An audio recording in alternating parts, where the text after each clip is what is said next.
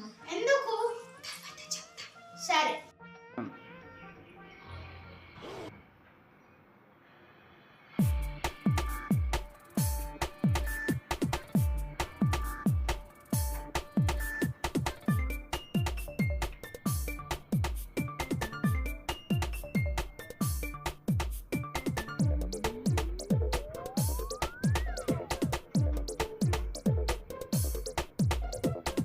ఇప్పుడు చెప్పు మమ్మీ ఏమైందో.